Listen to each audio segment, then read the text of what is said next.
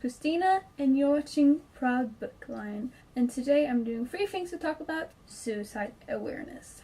And I'm doing this video because it is the National Suicide Prevention Month, which is September. Because suicide is a topic that we rarely speak about, and when we do, it's very, very short, brief, and overall it's seen as a taboo. In the US, I know that it's the 3rd leading cause to why 15 to 24-year-old men die. In Sweden, it's the 2nd most common. Overall, 1 million people globally take their own life each year. That's a lot of humans. And just because we don't speak about it does not mean that it won't happen, clearly. Speaking about it does not worsen the problem, it actually helps to prevent suicide. Because it is happening, and suicide overall should not be as tabooed as it is, and should not be as stigmatized as it is. At least that's what I believe. Now, I've been suicidal a lot of times throughout my life. I've been in depressive episodes that have led to me becoming and being suicidal. I have idolized suicide a lot. I have never attempted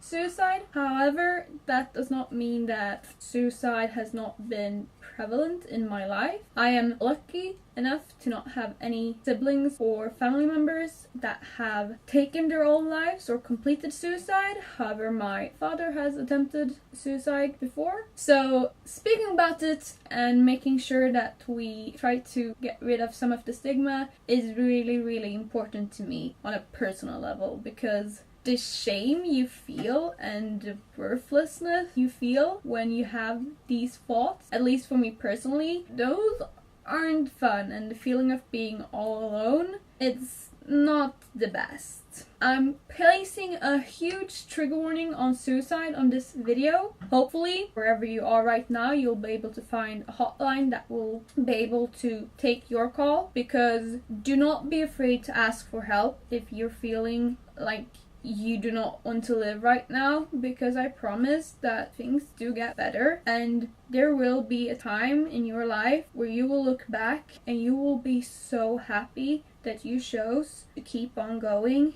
even though it felt like you could not at that time. And I just really want you to stay alive and continue to brighten this world and improving this world, because we need you. You are so very loved and so valuable. Anyway, like usual, I have 3 things to talk about. So first off, I'm going to mention a couple of books, because books have the possibility to show different perspectives and different reasons why, and we just get a bigger picture. So all of these books will somehow feature suicide. Perhaps the main character is idolizing it. Perhaps somebody will actually complete suicide. Perhaps suicide is mentioned because another character before even the book started completed suicide. I won't go in too far, but these books feature suicide. So for the first one, I don't have the book in a physical copy, but that was Eliza and Her Monsters by Francesca Sappia. I really enjoyed that book, and I think you should all read it if you're able to. Trigger warning for suicide and anxiety. Then I have Asking for It by Louise O'Neill. There's a lot of trigger warnings. A couple of them are rape and sexual assault, and this main character heavily idolizes suicide, so please be aware of that, but it really captures the rawness. Then I have All the Bright Places by Jennifer Niven. I did not enjoy this book at all personally, but I know that it's helped a lot of others. Trigger warning on depression as well, apart from suicide. And we have Suicide Notes. I did not enjoy this book a lot either, because I thought it was very ableist, and there's ableist slurs, so be aware of that before reading it. However, a lot of people have identified with it, and if you maybe be able to do that, the main protagonist is gay, then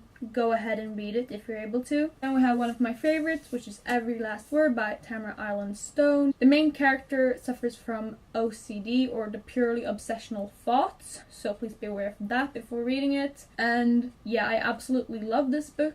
Then we have The Princess Saves Herself in This One by Amanda Lovelace, which is a lovely book. The book features the trigger warnings, so please check those out before reading it, because apart from suicide, there's child abuse, eating disorder, queer or ageism, but the book or the poetry collection is so very emotional, moving, and powerful. Then we have The Perks of Being a Wallflower by Stephen Chbosky, which is a beautiful book. It does have a lot of trigger warnings as well. A couple of those are PTSD and suicide, but it's a very lovely book and a lot of people have read it and a lot of people adore it. Lastly, my personal favorite is More Happy Than Not by Adam Silvera. This book features depression and it features an outing, so please check out the trigger warnings before reading this one, or you can just talk to me and I'll give you a more extensive list of trigger warnings if you're interested in reading it. I absolutely adore it. It's such a beautiful read. So yeah, there were 8 lovely books that feature suicide in some way that I enjoyed. At least I enjoyed the majority of them, and I think it's important to recommend books that maybe I don't only love but that people have identified with and that other people have loved, and if you're interested, check them out. And I think it's important that books are able to feature suicide in different ways, whether it be the main character that is idolizing it or that's contemplating on actually completing suicide, or if it's another character that actually completes suicide. I think it's just important to show that suicide is not only when the main character completes suicide. The second thing I want to mention or talk about is, if you haven't noticed, I use the term or the terminology when it comes to suicide of completing suicide. You can attempt suicide and you can complete suicide. A lot of people still use term commit suicide, and I do not really think that's appropriate. I know why some people use the term commit, because that's what's taught in schools, but that actually stems from the fact that completing suicide was a crime, and if they caught you attempting suicide, your punishment was the death penalty. So there you had some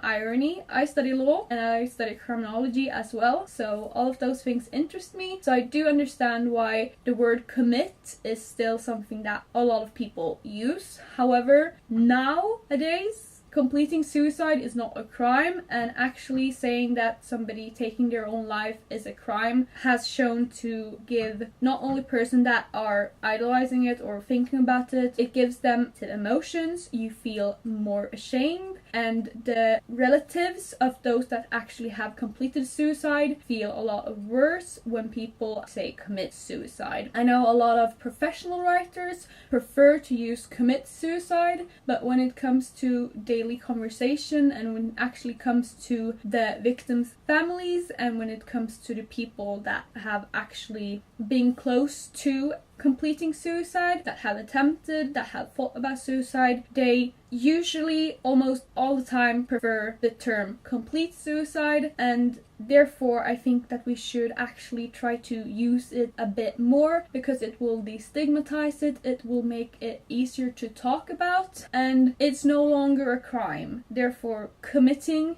doesn't really make sense because you're not committing a crime anymore. I cannot with the people that say it's tradition or we've always done it before, because a lot of things that we did before were wrong and did not work, so we changed. We're able to change how we talk about suicide. So if you're thinking about talking about suicide, or whenever it's mentioned in class, in school, in daily conversation, try to use the word complete suicide instead of commit. It's pretty simple, and I mean, I won't blame you if you use commit, and if you continue to use that, that's fine, but I do believe that actually changing commit to complete will help make these conversations a bit less of a taboo thing, because it will no longer be in our heads as crimes anymore. Lastly, my third thing about suicide is that suicide does not equal depression. There's a lot of people with depression that are contemplating suicide, that have attempted suicide. There's a lot of people that have completed suicide because of their depression. I'm not saying that those two are not heavily linked. I'm not saying that mental illnesses overall correlates with suicide, because they do. You do have a bigger probability of taking your own life if you suffer from any mental illness, especially depression. But just because you have depression does not mean that you have to have contemplated suicide. It does not mean that you are suicidal. Being suicidal and thinking about suicide can stem from so many different things, from everything from child abuse to bullying to having a hard time. It does not mean that you have a mental illness,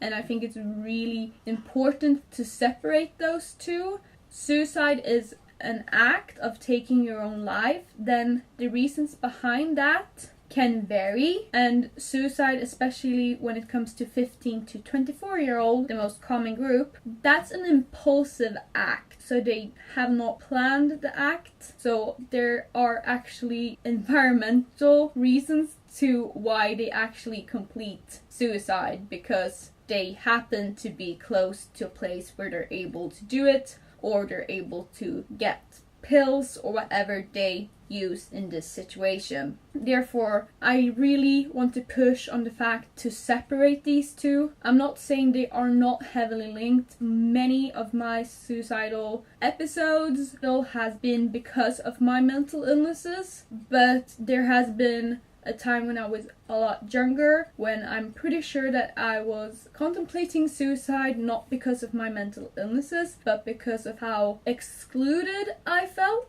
at that time. And that's still valid, because all of our reasons and feelings and emotions are valid and real to us. We cannot say, oh, they were depressed, so that makes sense, or you cannot be suicidal unless you are depressed, because they correlate, but they do not equate with each other. You do not have to have one in order to have the other. You can be suicidal and not have depression. You can have depression and not be suicidal. You can be both, but you do not have to. So that's something I think we should really try to be aware of when we're having conversations. In conclusion, we need more books with representation of various situations and characters and reasons to why the characters are feeling what they are feeling and why they are thinking the things that they are thinking. And I do think, at least from the books that I read, they've done a pretty good job with that. I think that it's important when we're having conversations about suicide to try to use complete suicide instead of commit. And I do think it's really important to separate mental illness from suicide, or at least make it very clear that they might be heavily linked, they might correlate, but they are not the same thing. I guess that was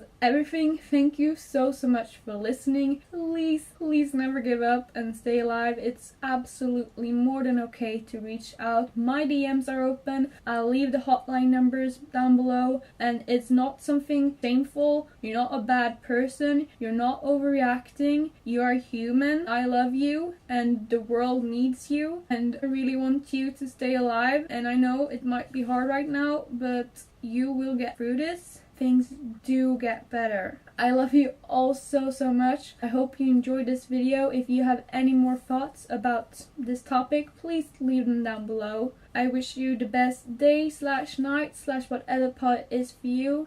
And thank you so much for your support, because it means the world to me. Bye!